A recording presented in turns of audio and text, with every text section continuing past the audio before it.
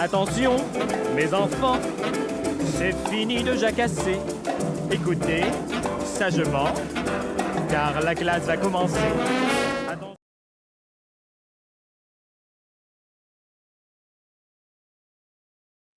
Salut, c'est Lauriane. Salut, c'est Lodi.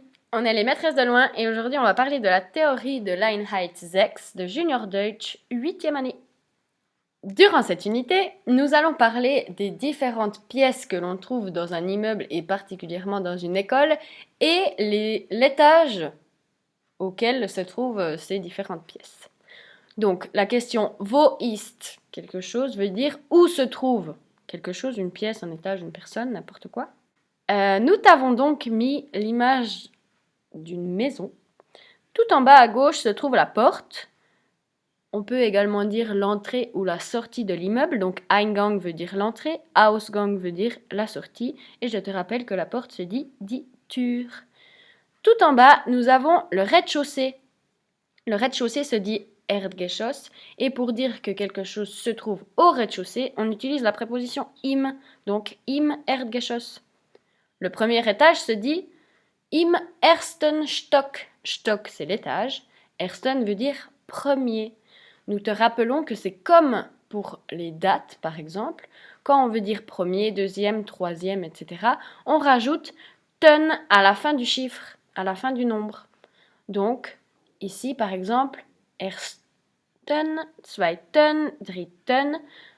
Attention aux deux exceptions ersten et dritten qui veulent dire premier et troisième.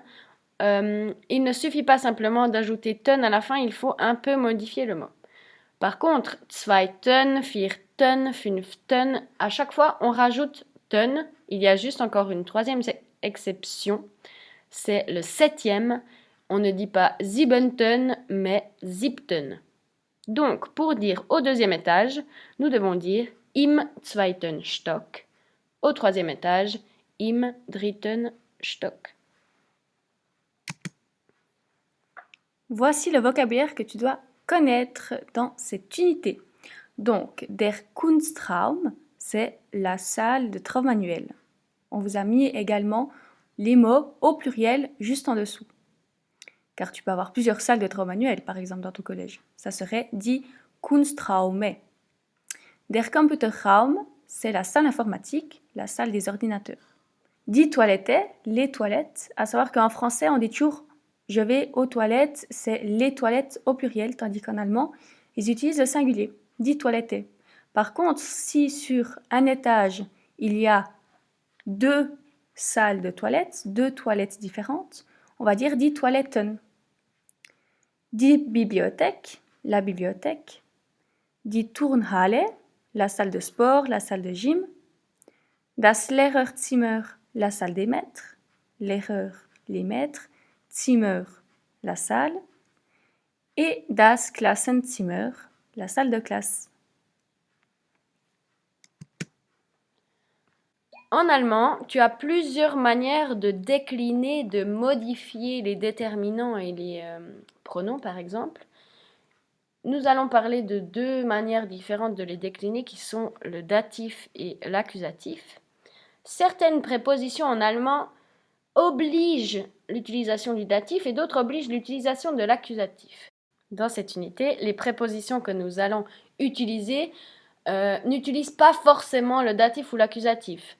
Ça dépend de ce qu'elles expriment, ça dépend de la phrase et de ce que l'on veut dire. Donc dans cette unité, elles n'expriment pas de déplacement. Donc vu qu'il n'y a pas de mouvement, on va utiliser le datif. Vu qu'on décrit des objets, des lieux qui sont fixes et qui ne bougent pas, on doit utiliser le datif.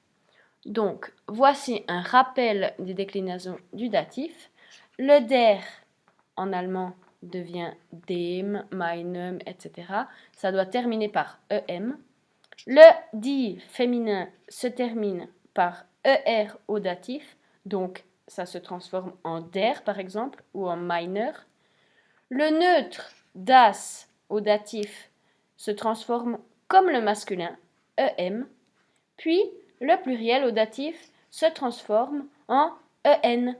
Die devient den, et attention, lorsque l'on transforme un déterminant au datif, par exemple, au pluriel, il faut également ajouter un N au nom commun. Voici quelques exemples. Der Kunstraum veut dire la salle des travaux manuels, les travaux d'art visuel. C'est donc un déterminant masculin, der, mais lorsque l'on veut faire une phrase avec la proposition neben et que il n'y a pas de déplacement, on va devoir transformer le déterminant au datif comme on l'a dit tout à l'heure. Donc exemple, wo bist du? Où es-tu? Où te trouves-tu? Ich bin neben dem Cusco. Ich bin neben dem Kunstraum. Je suis à côté de la salle d'art visuel. Nous avons donc transformé der en dem. Autre exemple, avec un déterminant féminin, die Toilette.